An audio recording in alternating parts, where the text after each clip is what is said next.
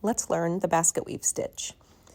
I am starting with a chain of 21. If you want a larger blanket, you'll need to work in increments of 8. So add 8 to the 21 that I'm starting with.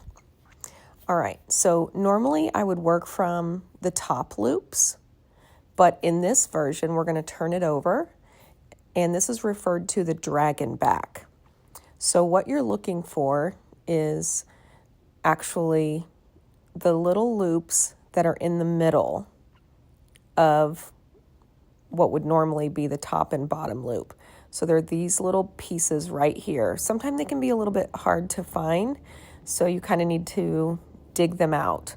But this is called the dragon back method, and it's basically creating a purl stitch for your very first row.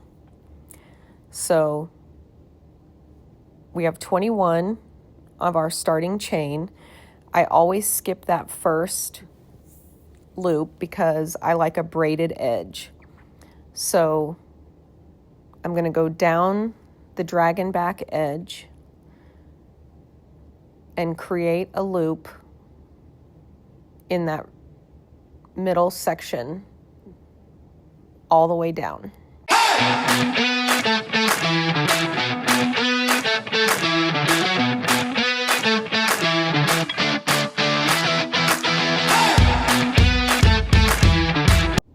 So this is where the basket weave pattern will begin. We've done our first row of stitches. It's always a good idea to do counts. So I'm making sure that I have 21 loops. What we're going to do is we're going to do 3 rows at a time. So to begin, we're going to start with 5 knit stitches. That's just the regular stitch. Now when I'm starting the row, because I like that braided edge, I'm not going to do the little guy on the end. I call that my end stitch or the braided stitch, but I am going to count it. So I'm going to do 5 regular stitches. You do want to make sure that you're being consistent in your loops and that your tension is really consistent all the way through. So here are my 5 regular stitches. Now I'm going to do 3 purl stitches.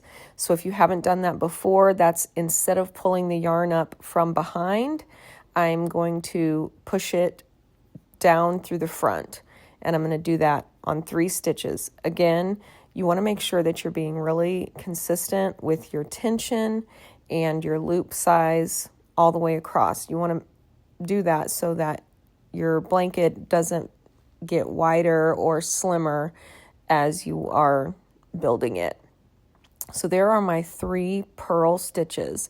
So we have our 21 stitch chain and our first row of loops, and now we've started the basket weave section of 5 knit, 3 purl. Now we're going to do 5 knit again.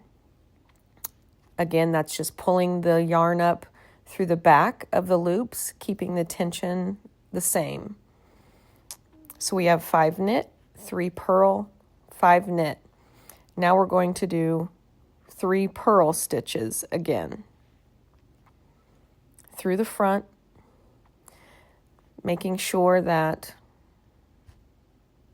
our tension is the same. When you're starting a project,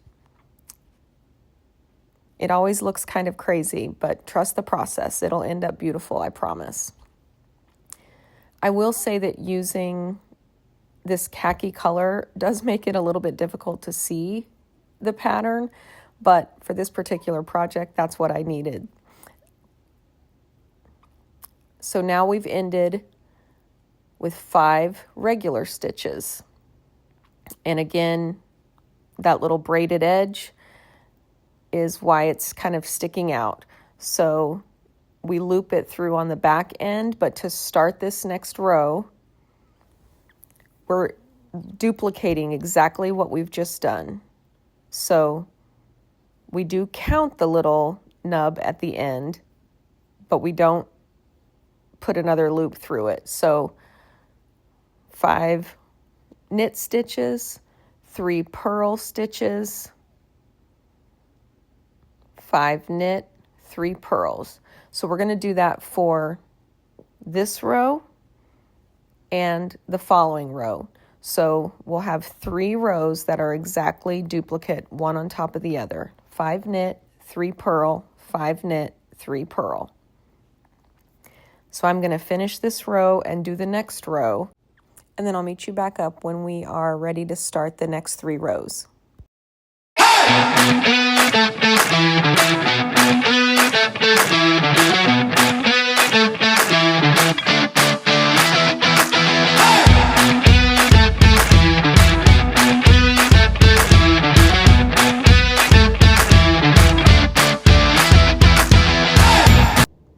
All right, so we are at the end of our first section of the basket weave.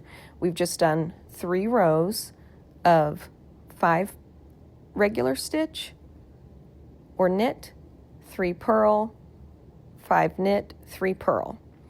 Now, row 4 is going to be an entire row of purl stitches. And again, that's where you go through the front of the loop rather than pull from behind. So we'll go all the way down this loop. After we do the next section, I'm going to show you a trick, or maybe not a trick, just something that I feel like keeps the loops more consistent and uniform when doing the purl stitch. It's just something that I find easier for me. So we'll do that on the next set. So I'm going to finish this entire row of purl stitches, and I'll meet you back up.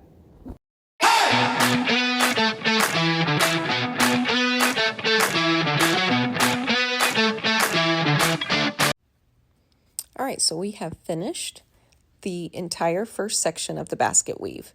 We've done our first 3 rows, and you can see the pattern start to form. We've gone down and done our 21 purl stitches. Now we're going to do the reverse order. We are going to start with 3 purls. And again, we're going to skip that first little piece. So 3 purl and then 5 knits. And just again, you're switching every 3 rows. You're doing 3 rows and then a full row of purl, and then you reverse the order. So we've started this one by skipping the braided edge, then doing 3 purl, 5 knits, and we'll do 3 purl again,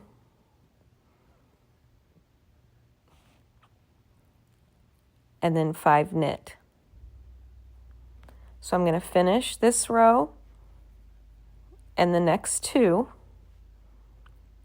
and then when we get to the row where we're going to do the entire row of purl, I'll show you how I do that in a way that I just feel like it makes it more consistent and uniform. So again, keep repeating your pattern. There's my 3 purls. And then finishing with 5 knit and 3 purl. So here we are at the end of the row, finishing with 3 purl stitches, and then putting the loop through a regular loop through the braided edge. Again, I just always try to check the loops and pull them up so that I don't miss any. And then you can see how this braided edge is coming together as we go. So I'm going to go back down and continue our pattern. Starting with 3 purl, then 5 knit, 3 purl, 5 knit, 3 purl. And I'll meet you back up when we're ready to do the entire row of purl stitches again. Okay, so here we are at the end of our second section of the basket weave, and you can definitely see that pattern coming together. It is just so pretty. So we're finishing off with our final 3 purl stitches in this 3-row section. We'll put our loop through the braided end. Now this is what I do if I'm doing an entire row of purl stitches. For me, this just makes it so much easier, and I think it looks so much more uniform and consistent. So instead of pushing the loops through the front down this entire row, I'm going to turn my blanket over. Now when you do this, you definitely want to make sure that you have your loops pulled up, because it can be easy to skip one. So now I'm just going to go down the entire row and do regular knit stitches. And when I turn the blanket back over, it'll actually be the purl stitch. But doing it this way, it really does. It just, in my opinion, the row just looks better, and again, more uniform and more consistent. I know I've said that phrase a lot, but it's something that is really important if you want your blankets to, look well made, and especially if you're going to be selling them. So there we've done the entire row flipped over. Now something about flipping it over when you're doing a pattern like the basket weave, the front and the back can look pretty similar. So you just want to make sure that your tail is always on the left side. Or if you start your braided edge, if you start your chain, on the right, then it needs to be on the right side. But for me, it's always going to be on that left side. Okay, so now we're doing our next section of 3, and we're going to start with our initial pattern again, 5 knits. We're going to skip that first, and we're going to do 5 knit, 3 purl, 5 knit, 3 purl. And again, you'll do that through the entire 3-row section. And you'll complete your blanket just like that, alternating every 3 rows, separated by a full row of purl stitches.